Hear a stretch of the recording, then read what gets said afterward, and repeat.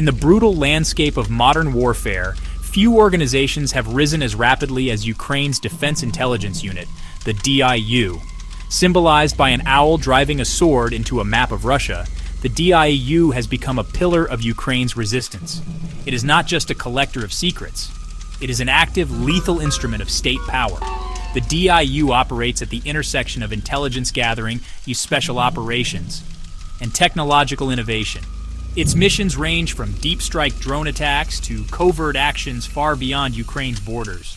Designed for asymmetry, DIU operations expose Kremlin plans, find weak points, and undermine Moscow's capacity to wage war. Its operatives move in shadows, yet their impact is felt on the front lines in occupied territories and inside Russia itself. Bold and sophisticated, the DIU evolved from classic intelligence to sabotage, targeted strikes, and psychological warfare. Its owl, a predator of the GRU bat, declares a mission to hunt with wisdom and precision. In the wake of the Soviet Union's collapse, Ukraine inherited the infrastructure of Soviet military intelligence. The challenge was to transform this legacy, once loyal to Moscow, into an agency dedicated solely to Kiev, purging old allegiances and building a distinctly Ukrainian service. Initially, two separate intelligence bodies were formed in 1992. To streamline efforts, a presidential decree merged them in 1993, and on April 14, 1994, the main Directorate of Intelligence, or DIU, was officially established. By 2001, it gained the status of a special state body, expanding its authority. A fundamental transformation began as personnel unlearned rigid Soviet doctrine, adopting flexible, Western-style methods that emphasized initiative. Through partnerships with NATO countries, the DIU built new protocols and trained a new generation of officers. The agency soon faced an early test in 1995, when DIU intelligence exposed Moscow's support for a separatist movement in Crimea. This evidence empowered Kiev to act decisively, abolishing the peninsula's breakaway constitution and thwarting a Russian-backed secession attempt. That same year, the DIU's capabilities were proven internationally. In Bosnia, Officer Mikola Verkoliad negotiated with General Ratko Mladic, securing the evacuation of over 10,000 civilians. From 2002 to 2005, DIU officers served in Iraq, a vital deployment for honing interoperability with NATO partners. Then in 2003, Russia challenged Ukraine's maritime border by building a dam towards Tuzla Island.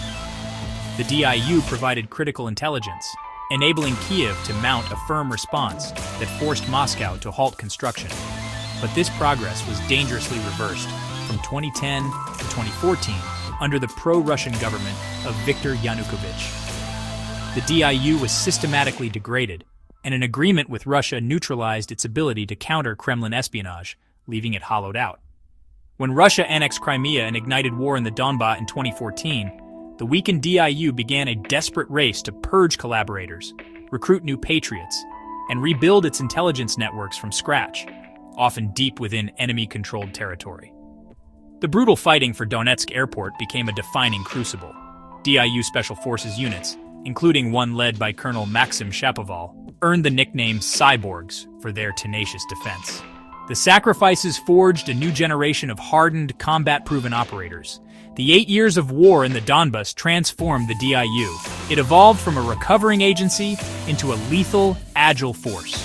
By 2022, it had become, in its own words, far more than a simple burr in Russia's saddle. It was now rows of razor blades. When Russia invaded in February 2022, the DIU was no longer weakened. It was ready. Under Kyrilo Budanov, the DIU paired intelligence with a surge in direct action missions. It became key to defensive operations and offensive thrusts. DIU teams deliver real-time positions, movements, and intent to commanders. They raid deep behind enemy lines, sabotage infrastructure, and disrupt supply chains. They eliminate high-value targets with precision. The DIU pioneered naval drones and cyber operations, weaponizing cutting-edge tools. With limited mass, they created effects that ripple far beyond the tactical level. From one main recon unit pre-2022, by early 2025, the DIU commanded 9 recon battalions and 20-plus Spetsnaz units. Kraken, Shaman, Timur. The DIU is a dynamic constellation of elite teams, each with unique skills and tech mastery. This structure allows for incredible flexibility, fielding specialized units for specific high-stakes missions. The International Legion, under DIU command, gathers veterans from over 50 countries. This experienced force has been crucial in the war's toughest battles, fighting from the defense of Kiev to the front lines in Bakhmut and Severodonetsk. Another key unit is the Kraken Regiment.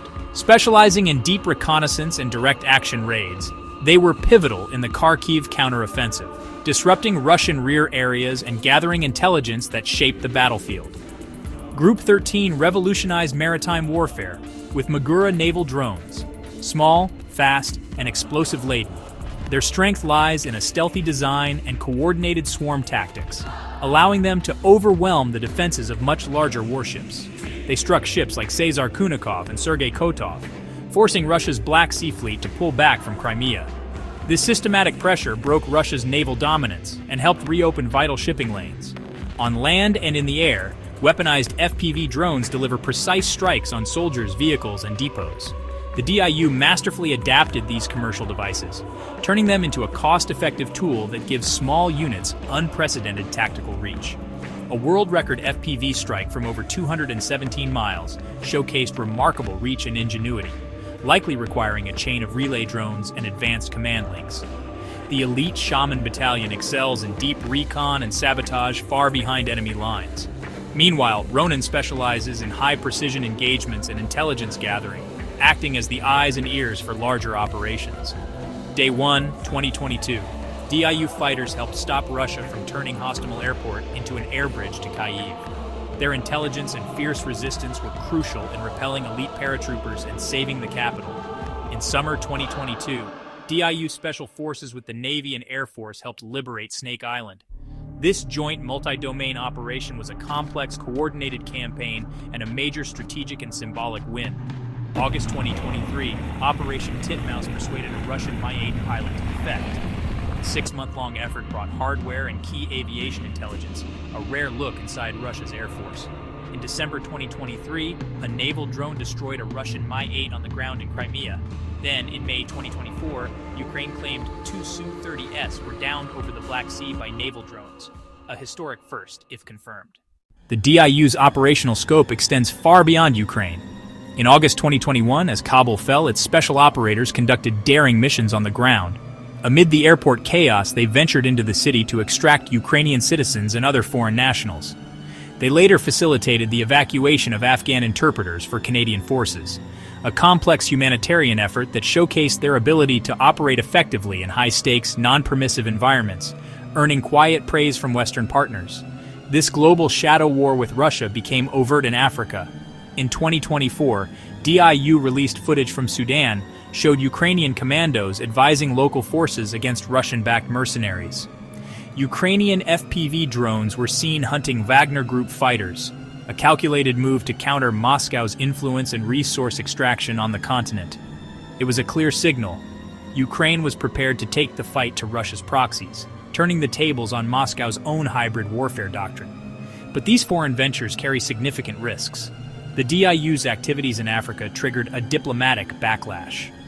Russia's regional allies in Burkina Faso, Mali, and Niger accused Ukraine of destabilizing the Sahel. Though Kyiv denied the claims, Mali and Niger severed diplomatic ties, a stark reminder that actions in the shadow war have very public consequences and a high diplomatic price. The agency's reach allegedly extends to Russia's key suppliers. Iranian state media reported that alleged DIU-linked operatives were arrested for plotting to sabotage a Shahed drone factory and sentenced to death. Kiev has never confirmed the report, maintaining strategic ambiguity. But the allegation itself highlights a willingness to consider high-risk operations to strike at the very source of the weapons devastating Ukrainian cities, regardless of the geopolitical fallout. Inside Russia, the DIU is widely believed to architect a campaign of sabotage and assassinations.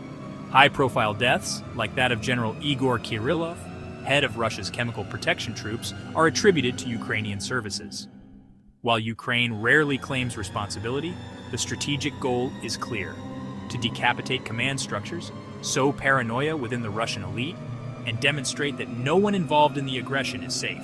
This brings the DIU's methods into a fierce debate. Proponents argue these targeted operations are a legitimate form of asymmetric warfare, functionally no different from a conventional strike on a command post. They contend it degrades the enemy's ability to wage war and raises the psychological cost for Russia's leadership. However, critics, including some of Ukraine's partners, warn of the perilous legal and ethical gray zones. They fear a cycle of tit-for-tat assassinations, risks to civilians, and the political strain these operations place on allies who provide crucial aid, but fear uncontrolled escalation.